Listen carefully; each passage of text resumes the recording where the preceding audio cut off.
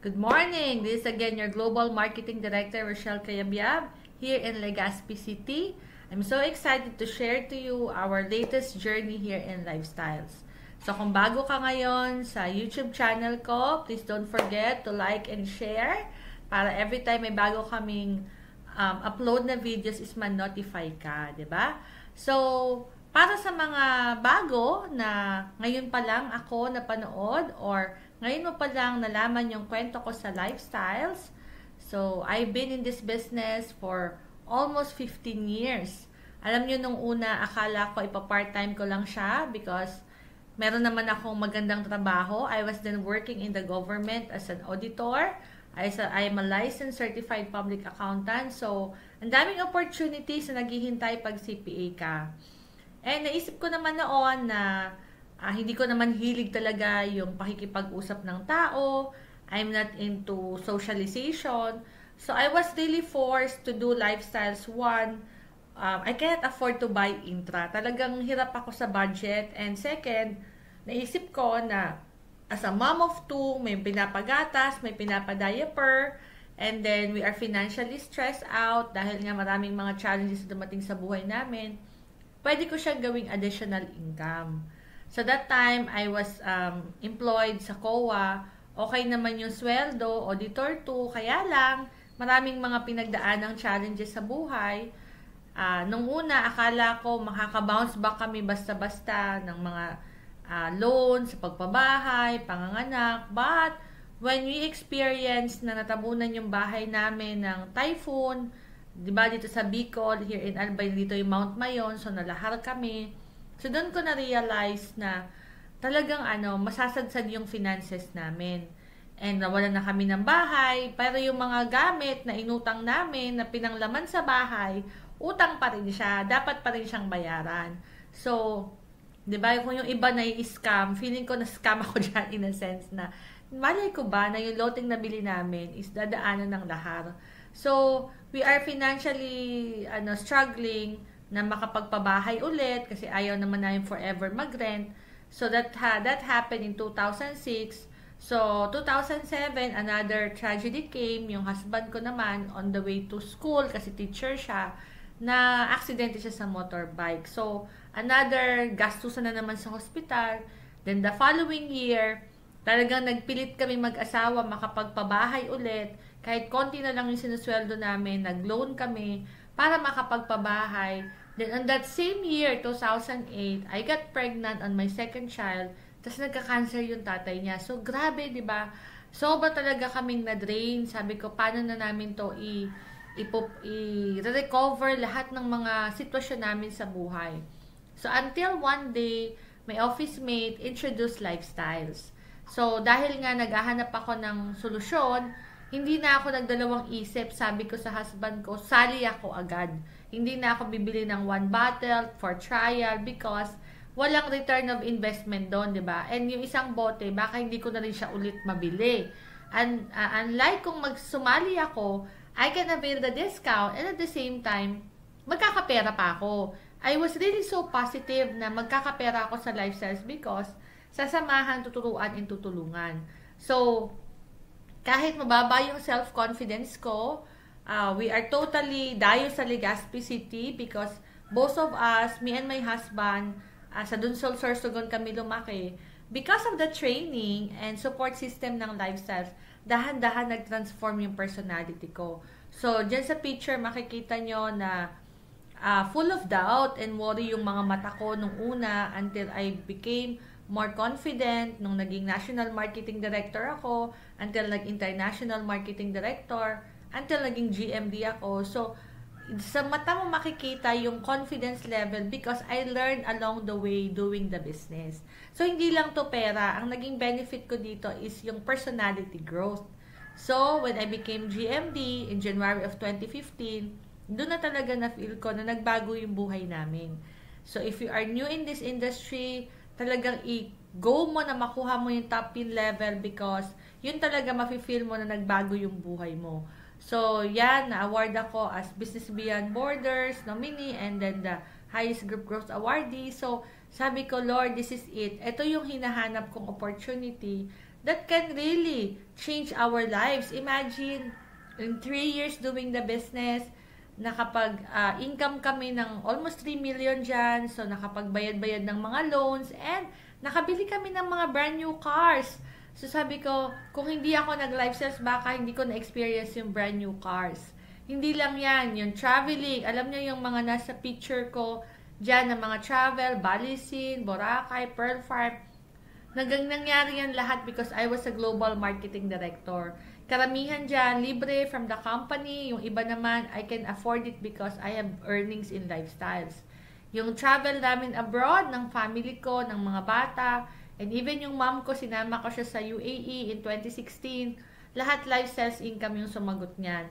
Ang maganda dito, nagnenegosyo ka, nagta-travel ka, so na-enjoy mo yung buhay mo at the same time, di ba? And what else? Nung pandemic, nung 2020, di ba, lahat tayo lockdown sa bahay, so wala tayong magawang outside activity. So we decided na mag-construct ng aming 3-story house. Alam nyo ba, habang kino-construct yan for more than a year, we rented a house with 4 bedroom, with office. 25,000 a month yung bayad ko dun sa nirerentahan kong place. Kasi nga, ginamit ko na yun at the same time during pandemic para tuloy-tuloy na lumaki yung business namin. And nung lumipat kami dito noong 2022, grabe, naka-adjust na yung mga tao ko, na we have our office, and at the same time, ako naka-adjust na din. So, grabe yung usefulness ng aming function hall, and the first and second floor became our residence. So, naka-design talaga yung 3-story bahay na maging home office. Kaya tawag ko sa kanya, Rock Home Office. Grabe, alam nyo noon, pangarap lang yan. Sabi ko noon, nung ini-introduce sa akin yung lifestyle, sabi ko, ako yung pangarap ko talaga magkaroon ako ng sariling building or structure or apartment man yan. Hindi ko pa siya matatawag na bahay because iba yung dream house or house lang talaga, di ba? Ito talaga, I really built this project, pinagawa namin itong mag-asawa because of our business, di ba? That can accommodate a lot of people. So, ang maganda dyan, hindi lang yung bahay, kung hindi yung experience din na nakuha ng mga anak ko. They have their own room. Ang ganda lang kasi, pag yung bata is sufficient, yung nabibigay mo yung kailangan nila, marirealize mo talaga, gusto din nila lagi kayong kasama. Okay? And then, recently, this 2023, dahil nga, nag-college na yung panganay ko, we decided to buy a 2-bedroom condominium in San Lorenzo Place sa Makati. Grabe, bakit naman sa Makati? Kasi tatawid ka lang doon sa kabilang side, nandun na yung Lifestyles office, nandun yung Alpha Land Mall. So, hindi rin lang yan purely para sa family ko, kundi ginagamit namin yan for business. May mga natutulog na distributors coming from provinces pag may mga events kami sa Metro Manila. And at the same time, nag-stay din yung anak ko kasi nag-aaral siya sa Manila. Hindi lang ito dahil naging passionate kami sa lifestyles, kung hindi, talagang binigay din ng best ng team ko yung gawin nila yung business for their dreams. So sa negosyo kasing network marketing, as you achieve your dreams, nag-a-achieve din yung mga distributors mo ng mga pangarap nila. So, aside from that, we experienced the luxury of having brand new cars. Unang car namin dito is Isuzu Crosswind, then nag-Hyundai kami, nag-Toyota Fortuner, nag-Mitsubishi, and now we have our Honda CR-V and Toyota Vios. Grabe, dito talaga ma-experience mo magpalit-palit ng mga cars, di ba? Totoo talaga yung sinabi ni GMD Peng, our mentor.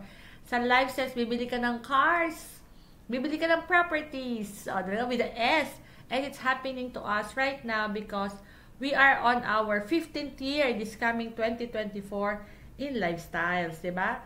Ano pa? Ayan. And of course, syempre mahal natin yung mga pamilya natin. Even before, hindi pa kami ganito financially equipped, tumutulong na kami sa mga kapamilya, sending our pamangkin in colleges, sumuporta kami sa kanila. Then eventually, yung mga magulang namin, we were able to take care of their medical needs. And yung mom ko, nabilhan na rin namin ng sasakyan kasi nung pandemic, di ba, hindi makalabas yung mga senior citizen. So sabi ko, baka magkaroon siya ng lalo na sakit, kaya isip, di ba? So, Ayan. What else? Yung pasyal-pasyal ng nanay ko sa mga bansang gusto niya, 'di ba? Nakatulong din ako doon. And helping other people. Syempre, pag meron ka, mas maganda makatulong tayo sa iba, 'di ba? Yan naman ang turo sa amin dito sa Lifestyles. And I am so proud and happy watching my distributors accomplish their dreams too. Hindi lang ako, kundi pati yung mga sinama ko dito, may mga sasakyan na din, may mga bahay at lupa na rin. So, di ba, parang nakakuha ka ng negosyo na fulfilled ka not only in terms of money, but also in terms of personal or emotional fulfillment mo because you have your life purpose.